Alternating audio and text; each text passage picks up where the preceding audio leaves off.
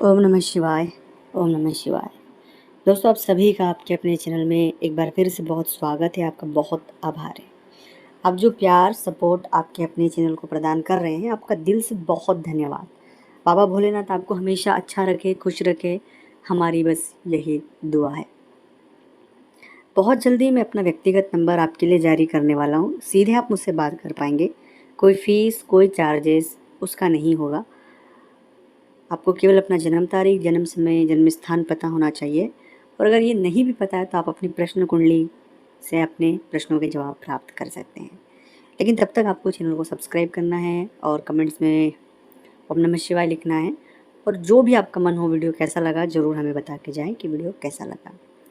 अक्सर मुझे ये कमेंट्स मिलते रहते हैं कि पंडित जी, हमें प्यार में धोखा हो गया और हम बहुत सच्चा प्यार करते थे और इस तरह की सिचुएशन हमारे जीवन में हो गई है, अब हम क्या करें।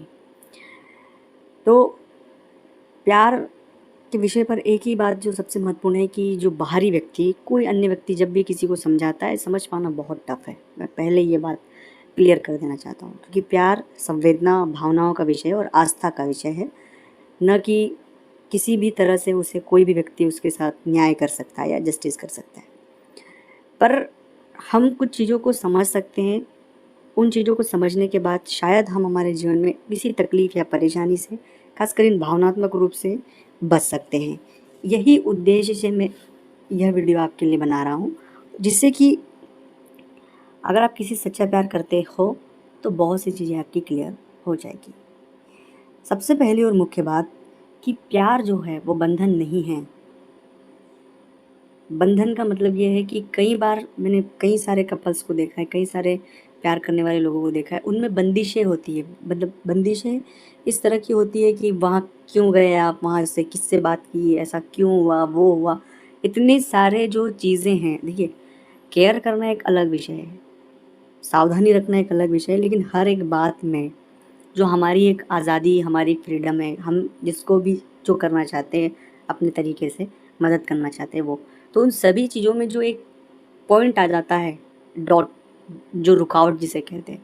अगर इस तरह की सिचुएशन है आपके जीवन बन रही है तो इस प्यार को एक बार फिर से आप एनालिसिस कर लें, क्योंकि ये कहीं एक दूसरे की मजबूरी तो नहीं है। और बाद में जाकर जब ये चीज़ें जब आगे बहुत बड़े स्तर तक पहुंच जाती है, फिर जाके दोनों टकराव होता है और बहुत से नेगेटिव परिणाम आते हैं। इसलिए कोई भी प्यार करें उसमें यह चीज़ ज़रूर याद रखें कि हम सुरक्षा, संरक्षण, ये सभी चीज़ों को तो महत्व दें ही सही, पर किसी भी व्यक्ति के जो भी प्यार कर रहे हैं उनकी जो फ्रीडम है उसे यथावत दोनों व्यक्तियों को बनाए रखना उसकी जिम्मेदारी है। बस यहाँ जहाँ पे टकराव हुआ वहाँ पर बहुत सी चीज़ें तकलीफ में आ जाएगी। दूसरी बात होती है गलतफहमियाँ।